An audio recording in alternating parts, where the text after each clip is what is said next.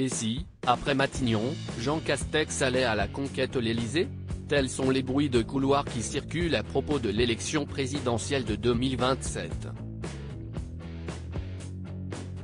Dans un article publié ce lundi 26 juin par Le Monde, le patron de la RATP est sorti du silence pour répondre aux rumeurs qui le qualifient de présidentiable.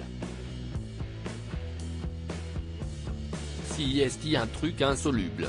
Si vous dites « Ah mais non, je n'y pense pas », on va dire il est faux cul. Si je disais j'y pense, on dirait « Mais quoi, il n'y a pas assez de travail à la RATP ?» a déclaré celui qui a occupé le 57 rue de Varennes entre 2020 et 2022, en haussant les épaules. À 4 ans de la prochaine échéance, les personnalités du paysage politique, le président de la République compris, s'affairent déjà à spéculer sur les prochains candidats. Et pour cause, comme le prévoit la loi, l'actuel président de la République, qui est au cœur de son second mandat commencé en 2022, ne pourra pas se présenter une troisième fois.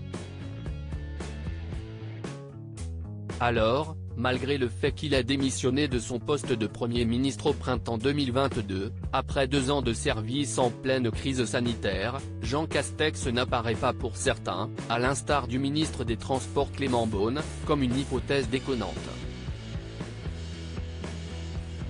De son côté, l'énarque, natif de Vic-Fezensac laisse entendre que son poste fraîchement investi, a déjà tout pour le combler. Je remonte au front depuis le mois de novembre, l'homme politique de 58 ans qui a été nommé PDG de la Régie autonome des transports parisiens, a assuré que cette fonction suffisait à son bonheur, et qu'il avait changé de vie. Plein de détermination, il avait déclaré, dès le lendemain de sa prise de poste, « Je suis avant tout un serviteur de l'État et je remonte au front ».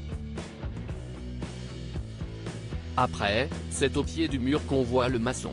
Dans la foulée, celui qui a écrit la ligne de chemin de fer de Perpignan à Villefranche, prélude de la ligne de Cerdagne, avait également lâché un challenge, au sujet de la suite de sa carrière politique, « Certainement pas.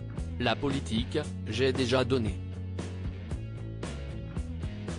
Article écrit en collaboration avec 6 médias.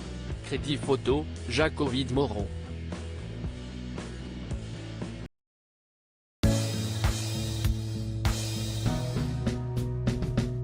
But there's all times through the rough times I think